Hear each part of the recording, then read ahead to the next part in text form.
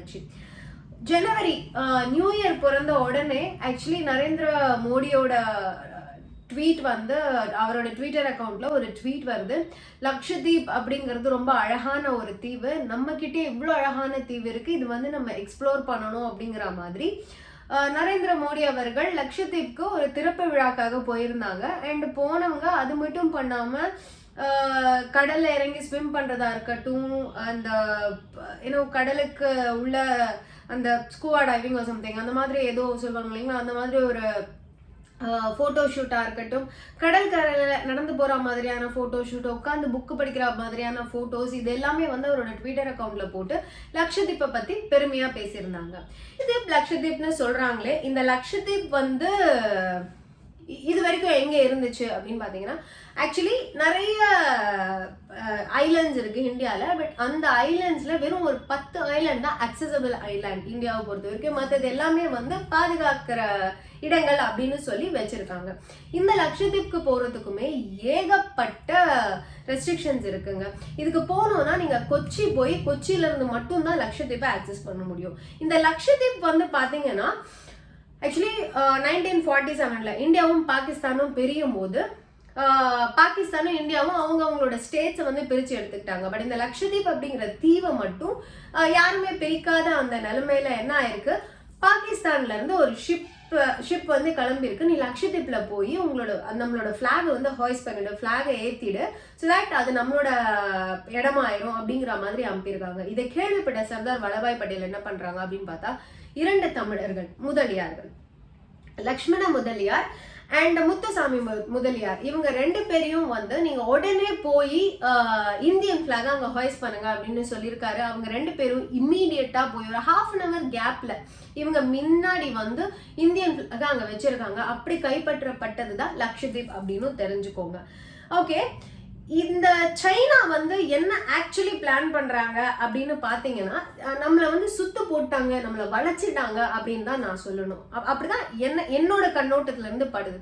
ஏன்னா நம்மளோட India map, நம்மளோட வேர்ல்டு மேப்பை எடுத்துக்கிட்டீங்க அப்படின்னு பாத்தீங்கன்னா, நம்ம ஏற்கனவே ஸ்ரீலங்காவுக்கும் நம்மளுக்கும் வாய்க்கா தகராறு போயிட்டு இருக்கு, நேபாளுக்கும் நம்மளுக்கும் வாய்க்கா தகராறு போயிட்டு இருக்கு. இந்த பக்கம் மால்தீவ்ஸோட சப்போர்ட்டிவ் இப்போ நம்ம இழந்துட்டோம், மால்தீவ்ஸ் நம்மளோட சப்போர்ட்டிவ் இழந்துட்டாங்க அப்படின்னு சொல்லலாம். அண்ட் பங்களாதேஷ் இப்போ வரைக்கும் நியூட்ரலா இருந்துகிட்டு இருக்காங்க, எந்த சைடும் எடுக்காம. பாகிஸ்தான் 100% நம்மளோட எனிமி, சைனா 100% நம்மளோட எனிமி, பூட்டானும் சைனாவும் பார்த்தீங்கன்னா ஒரு டாக்ல இருந்துகிட்டு இருக்காங்க. என்ன அப்படின்னா, நான் வந்து உனக்கு டுக்லான் தரேன், எனக்கு நார்த் சைடை தந்துரு அப்படிங்கிற மாதிரி ஒரு டாக்ல இருந்துட்டு இருக்காங்க. இஃப் தட் சக்சீட்ஸ், பூட்டானும் வந்து சைனா பக்கம் போயிடுவாங்க. ஸோ இந்த பக்கம் மியான்மர்ல வந்து ஏற்கனவே கூப் அப்படி இருக்கு. அண்ட் இந்த பக்கம் பார்த்தீங்கன்னா லாவோஸ்ல வந்து சைனாவோட பவர் கிரிட் இருக்கு. ஆல்சோ ஈரான் வந்து இஸ்ரேலோட எனிமி. நம்ம இப்போ இஸ்ரேலுக்கு கொஞ்சம் சமாதானமா போற அந்த டாக்ல பாத்தீங்கன்னா ஈரானையும் நம்ம பகைச்சிக்கிட்டு இருக்கோம் அப்படின்னு தான் சொல்லணும். அண்ட் இந்த சைடு குவாடர்ல சைனா ஏற்கனவே இருந்துகிட்டு இருக்காங்க, சிட்டிங்ல இருக்காங்க. அண்ட் இந்த பக்கம் ஹம்பன்டோட்டால ஏற்கனவே சைனா வந்து இருந்துகிட்டு இருக்காங்க. நம்ம இங்கிருந்து வந்து கன்சர்ன்ஸ் ரைஸ் பண்ணிக்கிட்டே இருக்கோம். பட் அங்க அவங்களோட மரைன் ஷிப்ஸை வந்து சைனா வந்து வச்சுட்டாங்க. அண்ட் இங்க பங்களாதேஷ்ல பாத்தீங்கன்னா காக்ஸ் பஜார் ஏற்கனவே சைனாவோடது இருக்கு. சைனாவோட சப்மரைன் பேஸே அந்த காக்ஸ் பஜார் தான் அப்படின்னு சொல்லப்படுது. இங்க சிபிஇசி அப்படிங்கிற ரோடு டிபெட் டு சைனா ஏற்கனவே இருக்கு. அண்ட் மியான்மர் கவர்மெண்ட் என்ன நடந்துச்சு அப்படின்னு தெரியும். ஆங் சான் சூகி அவங்க வந்து இம்ப்ரிசன் ஆனதுனால மியான்மர் கவர்மெண்ட் தூக்கி எறியப்பட்டுச்சு. அதுக்கு பதில் ஆர்மியோட ஃபோர்ஸஸ் அங்கே வர ஆரம்பிச்சிருச்சு. ஸோ இதை பேஸ் பண்ணி பார்த்தீங்கன்னா சைனா ரொம்ப அழகா தெளிவா யோசிச்சு காய் நகர்த்தி ஒரு இடமா போய் நம்மளை சுத்து போட்டுக்கிட்டு இருக்காங்க. அண்ட் லிட்டரலி இப்போ இந்தியாவை சுத்தி எல்லா இடத்துலயும் ஒரு இடமா பார்த்து சைனா வந்து அவங்களோட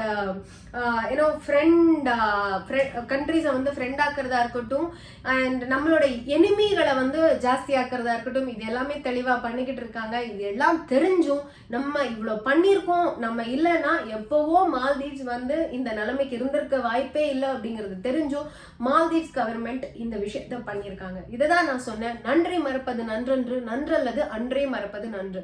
இது வந்து ஒரு பொலிட்டிக்கல் ஸ்டண்டாவும் நம்ம பார்க்கலாம். எலெக்ஷன் வரப்போகுது. எப்படி 5 வருஷத்துக்கு முன்னாடி சைனா அண்ட் இந்தியா பிரச்சனை வந்து எலெக்ஷனில் பொலிட்டிக்கல் ஸ்டண்ட் நடந்துச்சோ அதே மாதிரி மால்தீவ்ஸ் வர்சஸ் இந்தியா அப்படின்னு வச்சு இது ஒரு பொலிட்டிக்கல் ஸ்டண்ட்டாகவும் எடுத்துக்கலாம். ஆல்சோ இந்த பொலிட்டிக்கல் ஸ்டண்ட்ல நம்ம பார்க்க தவறக்கூடாத விஷயங்களும் இருக்கு அப்படிங்கிறது தான் என்னோட பாயிண்ட். இது இன்னைக்கு நேற்று நடந்த விஷயம் இல்லை. நம்ம மால்தீவ்ஸ் கவர்மெண்ட்டுக்கு சப்போர்ட் பண்ணிட்டு இருந்தது கடந்த 50 வருடங்களாக 50 வருஷமா பண்ணிக்கிட்டு இருந்ததை அசால்ட்டா தூக்கி போட்டுட்டாங்க அப்படிங்கிறது தான் கொஞ்சம் மனசு கேட்கல. இந்த வீடியோவை நீங்க உங்களோட ஃப்ரெண்ட்ஸ் ஃபேமிலிஸ் கூட ஷேர் பண்ணிக்கோங்க. ஸோ தட் இந்தியாவுக்கும் மால்தீவ்ஸ்க்கும் ஆக்சுவலாக நடந்துக்கிட்டு இருக்கிறது என்ன, நம்ம மால்தீவ்ஸ்க்கு என்னென்னலாம் பண்ணிக்கிட்டு இருக்கோம், நம்மளை இவ்வளோ தைரியமாக பகச்சிக்கிற அளவுக்கு மால்தீவ்ஸ் வந்து அஃபோர்டபுள் தானா. ஏற்கனவே வந்து மால்தீவ்ஸில் நம்மளோட ட்ரேடர்ஸ் எல்லாருமே வந்து பாய்காட் பண்ண ஆரம்பிச்சிட்டாங்க. ஏற்கனவே மால்தீவ்ஸ்க்கு போயிட்டு இருந்த பீப்புள் எல்லாம் இன்னைக்கு வந்து மால்தீவ்ஸ்க்கு நாங்கள் போக மாட்டோம் அப்படின்னு ஏற்கனவே கேன்சல் எல்லாம் பண்ணிட்டாங்க. ஸோ அவங்களோட முக்கியமான பிஸ்னஸ் ஆன அந்த டூரிசம் அப்படிங்கிற விஷயமே வந்து இந்தியாவை பேஸ் பண்ணி இந்தியன்ஸை பேஸ் பண்ணி தான் இருந்துச்சு. அண்ட் அந்த அவுட்ஃப்ளோவே இல்லை இந்தியாவிலேருந்து. அவங்களுக்கு இந்தியாவிலேருந்து அந்த இன்ஃப்ளோவே இல்லை அப்படின்னா அவங்களோட எக்கானமி ஷேட்டர் ஆகிறதுக்கு 100% வாய்ப்பு இருக்கு.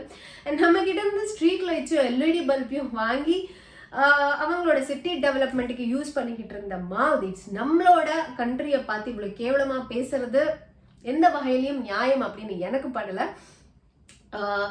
ஆல்சோ சைனா ரொம்ப ரொம்ப ரொம்ப ரொம்ப அழகா யோசிச்சு காய் நகர்த்தி ஒவ்வொரு இடமா போய் நம்மளை பிளாக் பண்றதா இருக்கட்டும், லாக் பண்றதா இருக்கட்டும், நம்ம இங்க உட்காந்துக்கிட்டு கன்சர்ன் ரைஸ் பண்ணிட்டே இருக்கோம். எப்பா நீ அவனை அலோ பண்ணாத, எப்பா நீ இவனை அலோ பண்ணாத, இங்க பாருங்க உங்களுக்கும் எனக்கும் ஏகப்பட்ட ஃப்ரெண்ட்ஷிப் இருக்கு, நீங்க அது பார்க்கணும் அப்படிங்கறத பேசிக்கிட்டே இருக்கோம், கன்சர்ன் ரைஸ் பண்ணிக்கிட்டே இருக்கோமே தவிர சைனாவை தடுக்கிறதுக்கு நம்ம எதுவுமே பண்ணாம இருக்கிறது எதனால அப்படிங்கிற கேள்வி மேபி எனக்கு வருது. ஸோ யா, இது மால்தீவ்ஸ்க்கும் இந்தியாவுக்கும் நடக்கிற இஷ்யூஸை வந்து எக்ஸ்பிளைன் பண்ணணும்னு நினச்சேன். ஆல்சோ லக்ஷதீப் வந்து நம்ம கைப்பற்றினதே ரொம்ப இன்ட்ரெஸ்டிங்கான ஒரு ஃபேக்டர் அப்படின்னு பட்டுச்சு. ஸோ அதையும் நான் உங்ககிட்ட ஷேர் பண்ணணும்னு நினச்சேன். இந்த வீடியோவை உங்களோட ஃப்ரெண்ட்ஸ் ஃபேமிலிஸ் கிட்ட நீங்கள் ஷேர் பண்ணிக்கோங்க. இந்த வீடியோ மட்டும் இல்லாமல் பார்ட் 1 வீடியோவையும் சேர்த்து நீங்கள் ஷேர் பண்ணிக்கோங்க. 2 வீடியோவையும் சேர்த்து பார்த்தீங்கன்னா மால்தீவ்ஸ்க்கும் இந்தியாவுக்கும் நடக்கிற ஆக்சுவல் இஷ்யூ என்ன, இதில் சைனாவோட ஆக்டிவ் இன்வால்மெண்ட் என்ன இருக்கு அப்படிங்கிறத வந்து நான் தெளிவாக சொல்லியிருக்கேன். ஆல்சோ லக்ஷதீப்பை நம்ம கைப்பற்றின இன்ட்ரெஸ்டிங்கான ஃபேக்டர்ஸையும் நான் சொல்லியிருக்கேன். முடிஞ்ச அளவுக்கு ஏற்கனவே சொன்ன மாதிரி தான் buy Indian and live Indian. இந்தியாவில் இல்லாத விஷயமே வந்து எதுவுமே கிடையாது. நம்ம மற்ற நாடுங்களை ப்ரொமோட் பண்ணுறதை விட இந்தியாவை ப்ரொமோட் பண்ணோம்னா அது நம்மளுக்கும் நல்லது, நம்மளோட எக்கானமி ஸ்டேட்டஸ்க்கும் நல்லது. அண்ட் கொஞ்சம் பேட்ரியாட்டிசம் இருந்தாவே போதும். நம்மளுக்கு சைனாவோ பாகிஸ்தானோ இல்லை மால்தீவ்ஸோ இல்லை இந்தியன் கவர்மெண்ட்டோ சொல்லணும்னு அவசியம் இல்லை. நம்ம கொஞ்சம் யோசிச்சு இந்தியா ப்ராடக்ட்ஸையும் இந்தியாவோட இடங்களையுமே ப்ரொமோட் பண்ணால் போகிறோம். இந்த மாதிரி செருப்படி வாங்கினாதான் நம்ம அது பண்ணணும்னு அவசியம் இல்லை. இந்த வீடியோ உங்களோட ஃப்ரெண்ட்ஸ் ஃபேமிலிஸ் கூட ஷேர் பண்ணிக்கோங்க. இதே மாதிரி இன்ட்ரெஸ்டிங்கான வீடியோவில் நான் வந்து உங்களை பார்க்குற வரைக்கும் ஹாவ் அ கிரேட் டே அமேகோஸ். வாழ்க தமிழ், வாழ்க பாரதம், சாயா தமிழ்.